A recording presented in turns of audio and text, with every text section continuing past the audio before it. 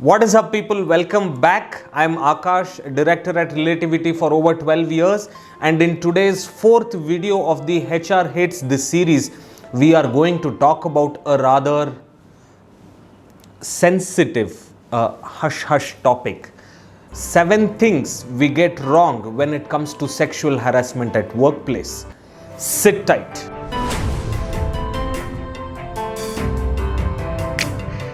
Before we move on, my friends, let's try to be adults on this one, okay?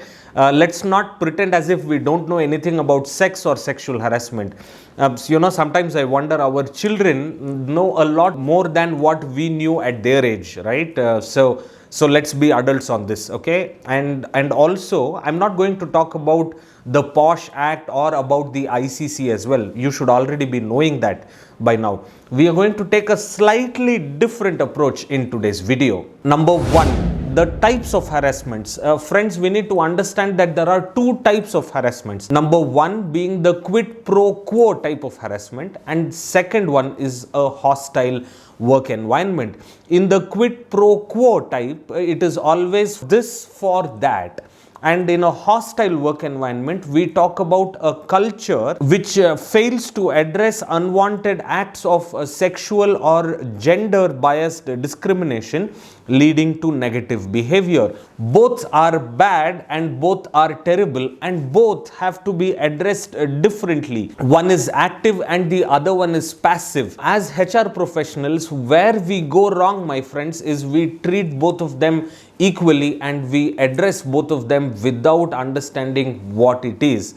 So friends, let's make sure that we understand what type of harassment we are dealing and appropriately take the necessary steps in our organization. Number 2, harassment is all about women. Yes, I get it, my friends, I get it.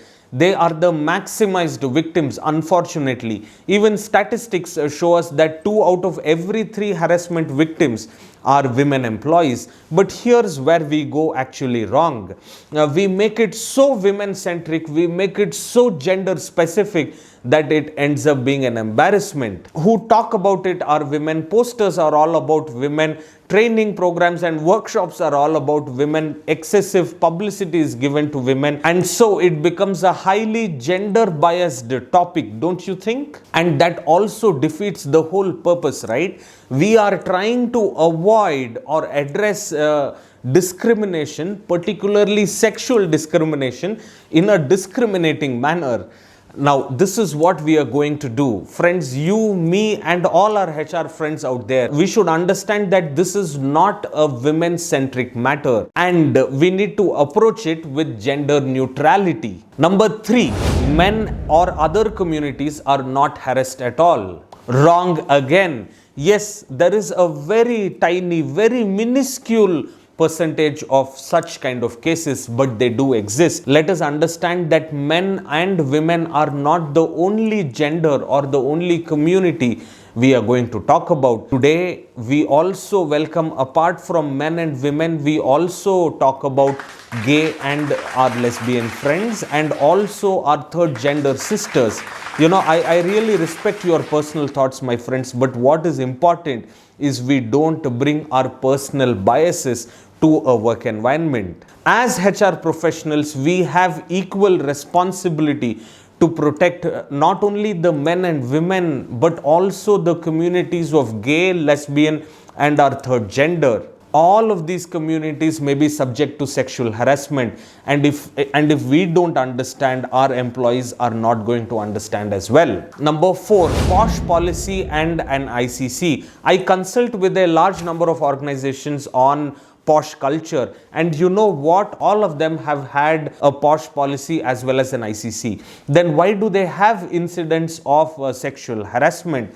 Because just by having a POSH policy and an internal complaints committee does not solve the problem of sexual harassment. The POSH policy as well as the ICC is heavily biased towards a reactive approach, is heavily biased towards a redressal, which means talking about it after something has happened. In fact, LinkedIn's 2019 Global Talent Survey actually tells us that 44% of executives don't believe that policy alone is sufficient. What we need, my friends, is a proactive approach, an approach which stops sexual harassment. We all know, right, that prevention is always better than cure. And we have about 6 different ways where we talk about prevention in our blog. Do check it out. Number 5, training too few people. This is funny, either I am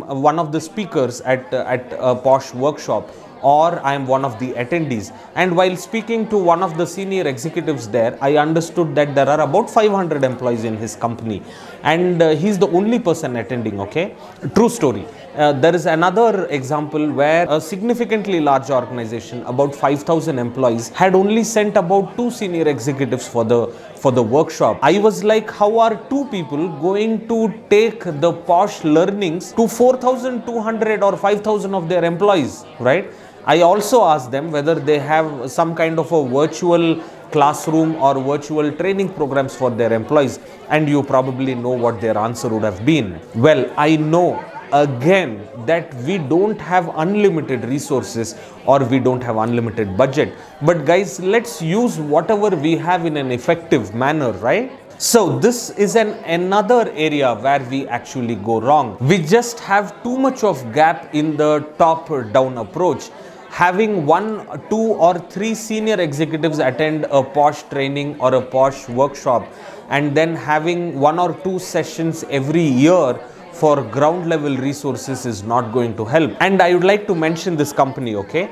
This company has a policy where every person who is eligible to become a TL or a manager has to write a POSH test and has to give a POSH exam before they get the promotion. As a result, they have great culture in diversity and inclusion, minus all the sexual harassment issues. Number 6, firing employees involved in sexual harassment. This is another thing that's wrong, my friends. A complainant should feel secure to come and talk about what has happened with them.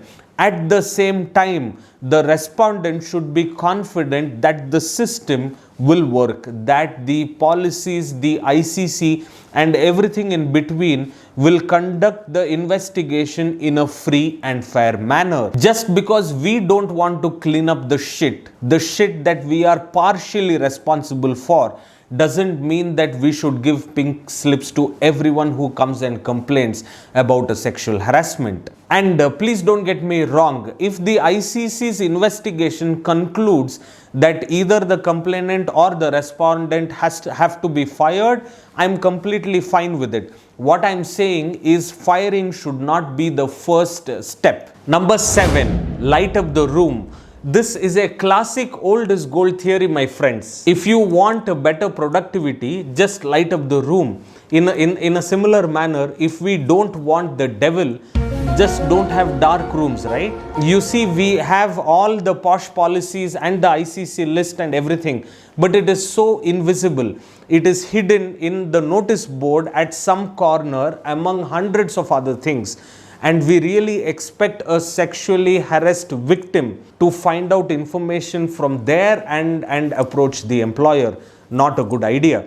If we want to change the culture and if we want to make sexual harassment not foster in our workplace, then we have to use optimized communications. There is this one example of a mid-sized company which actually added one slide at the end of every internal PowerPoint presentation they had, which spread a simple message about prevention of sexual harassment. Another example is where this company, on every third Friday, I think they celebrated that day as a harassment-free workplace, and they had all the dangles in the cafeteria, places where all the employees definitely come. Optimized communication is something we need to get right as well, my dear friends. So let's quickly sum it up.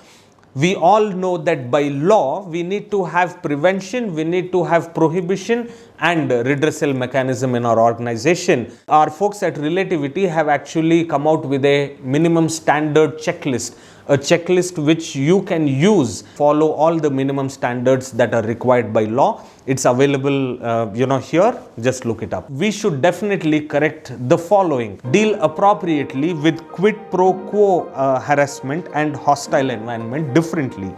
Approach harassment with gender neutrality. Men and other communities could also be harassed and should not be ignored. POSH policy or ICC alone are not sufficient for prevention. Training too few people leaves gaps. Firing employees involved in sexual harassment is not the right thing to do as well. And the last one is optimized communication kills the dark evil. If I were you, I would definitely implement item number 7, item number 4, and without doubt item number 1 as well. What would you do, my friends? Do let me know in the comment section below, or you could also reach out to me on LinkedIn. Friends, we are on a mission. We are on a big mission to share what we know, to share the knowledge that we have acquired over the last 12 years with you as well as with the external HR community out there. And I definitely need your help. Do you know how you can help me? One, by subscribing to this channel, and second, by sharing it with your other HR friends as well. So these videos that we make reach to a larger audience. Well, friends, we spoke about the 7 things that we get wrong in the sexual harassment. You have been the judge, I have been the advocate, and I am sure all the points that I have made in front of you are valuable, and hence I rest my case, Your Honor. Hey, and I totally forgot, our next video is going to be on data security and how we can make it better.